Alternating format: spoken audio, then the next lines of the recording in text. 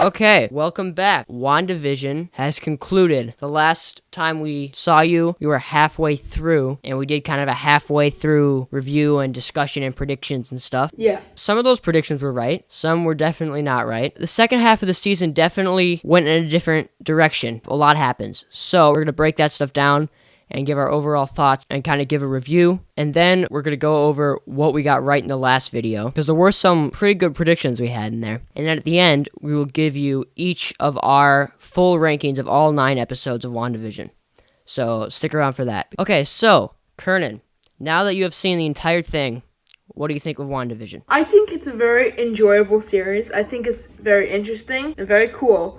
But I do think it got very boring and slow at some points and was a little drawn out. There are some episodes that are very unnecessary and just don't have anything really going for them. I will say that overall, I really liked WandaVision. I really enjoyed the process of going through and trying to see what's going on and predict what will happen next and figure out the mystery of it all. But this is such a different, risky, experimental thing. Another thing that just makes this work. And without this, there's no way this ever could have succeeded the way it did.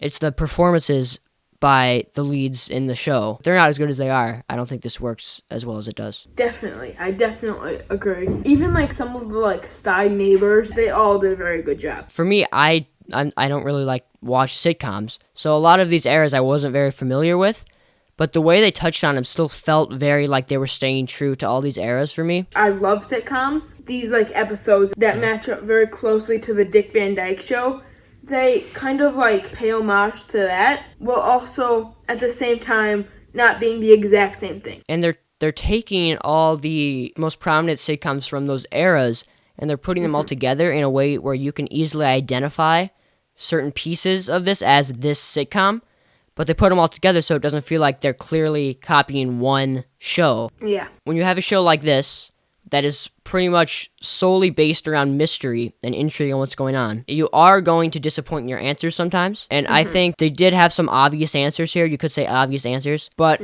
also, the fans were, theorizing like crazy about this kind of stuff. The further we go in our theories, the less accepting of the answer that we get we're going to be. A lot of fans went kind of crazy with their predictions here, for good reason too, with some of the red herrings that they put in here, and we'll get back to some of that too. They're releasing these Disney Plus shows on a week-to-week basis. Part of me wonders that if they released this all at once, that this would have been even better received than it already is. But also on the flip side of that, it's fun to have a week to theorize and stuff, but I think it also kind of hurt the show without the theorizing, because that ended up disappointing some people too. So I don't know.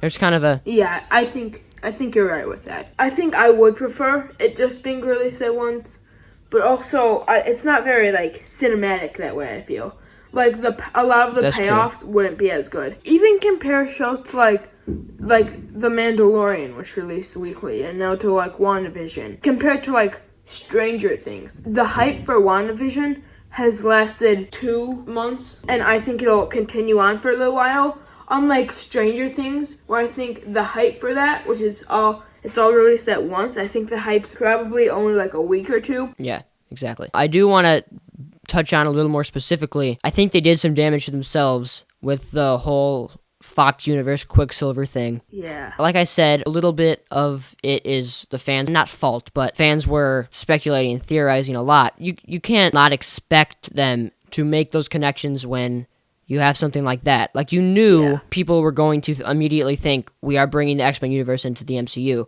And you knew people would get very excited about that. So obviously they're going to be let down if that's completely not true. Which I think that was really a bad decision, and it kind of surprises me. I think that was a big reason people were saying that the series finale was a letdown. I think that, like you were saying, I think bringing him in to play Quicksilver in this universe, how could you not hope and theorize? Okay, so overall, I think it's fair to say we both enjoyed it, but there were a couple mistakes made, I think. But overall, I really liked it. Yeah.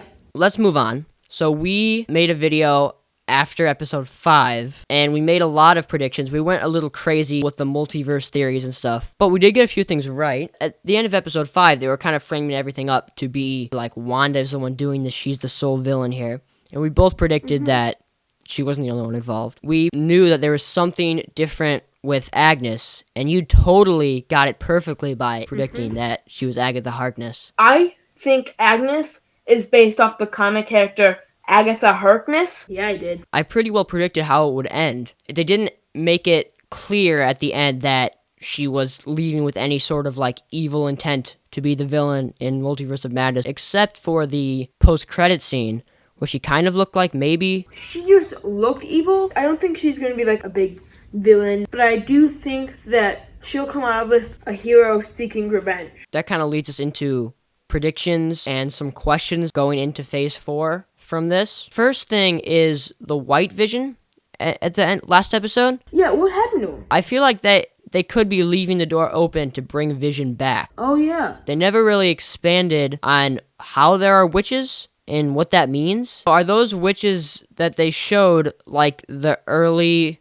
members of whatever that group was that Doctor Strange learned from? Oh, maybe. They also never explain who Agatha Harkness is and how she got into the Hex. Yeah. There was that commercial in episode 7 that talked about Nexus, which is like something from the comics where all the multiverses merge. But also people could be Nexus beings. Yeah. There's one more question I had about the show that didn't seem to line up for me. If you remember in episode 4 when Jimmy Woo was explaining the situation of the town to Monica, and he was talking to those police officers, and they said that according to them, the town of Westview never existed. But we see in episode 8 that the town did exist. Wanda drove there, and then she created the hex around it. So the town was always there. So why did they think that it didn't exist? I have no answer for that. There might not be anything else to that. All right, now it is time for our ranking. We're going to try to move through this really quick. You go first. Okay, I'll go first. So, episodes 1 and 2, I think, are very similar. I have them both at the bottom. I like them, but the majority of the episode is just the sitcom elements. I put episode 2 above just because it just kind of escalated all the elements of episode 1 a little bit more. Episode 3 was kind of the same as episode 1 and 2, except it definitely expanded on the mystery a little bit more. And then episode 7, I really like that style of sitcom, but I think they messed it up. This is the only episode that I felt like the sitcom element kind of competed with the story a little bit, and I felt like they stretched this episode out way too much. 5th place is episode 4. The way that they didn't have any sort of smooth transition between the first 3 episodes kind of bothered me, but I thought it was good, and it gave context that we really needed. And then episode 8, I think this was a smoother way to do exposition episode than episode 4 was. The strongest part about this was Elizabeth Olsen and Katherine Hahn were so good. Oh, I forgot to mention this in my prediction thing, but this episode, I think, is really setting up the idea of mutants. Yeah. They really acknowledged that she had some sort of abilities before the Mind Stone came in. There was this box of, I think he was selling the VHS tapes for sitcoms, the dad, and he comes home and he opens the box, and in the box you just see a bunch of sitcoms, and they're all sitcoms that they were basing this show off of. So I think that was really cool. They acknowledged all those, but I thought this one was really good. Okay, and number 2 and 3 are really close, but I'm putting episode 6 just below episode 5. Episode 6, I really liked how we were able to learn some things kind of with Vision and through his eyes a little bit, and then the ending where he's trying to break through the barrier, and then Wanda expands it all. And then episode 5 I put ahead of it because this episode is what like really got me excited about the show. That is brought down a little bit now because we learned that the Evan Peters thing was really nothing. And then episode 9 I really liked. I thought it was a very satisfying conclusion. It was really cool seeing the family fight together. I got some serious Incredibles vibes. But the emotion at the end of this is really what worked. We got a sense of acceptance from Wanda, but we also really understood the tragedy for her. Yeah, episode 9 is first place. Your list is so bad. Oh my goodness, Griffin. What? Your list disappoints me. It's so bad. Alright, I'm gonna read my list. So in last place, I have episode 7, which I think you covered a lot of my thoughts on. Nothing happened. The final reveal was awesome for me. That was the other thing I forgot to say, that didn't really do anything for me because I was expecting that at that point. Yeah, but I do think that this episode could really be like 10 minutes. Then in 8th place, I have episode 4. The intrigue was building up in the first 3 episodes, and we had no clue what was happening. And I like that we got it resolved in this episode, but it was just too much of Jimmy and Darcy and Hayward. Then in 7th, I have episode 9. I felt this was a little boring, a little bland. I think we can really understand that Wanda obviously didn't want to let her family just disappear, but also we understood that she had to. Then in number 6, I have episode 2. It was a heavy sitcom. That's what I liked about it. I think it had a really good mix of kind of fun stuff, but also kind of building suspense. Then in 5th place, I have episode 6,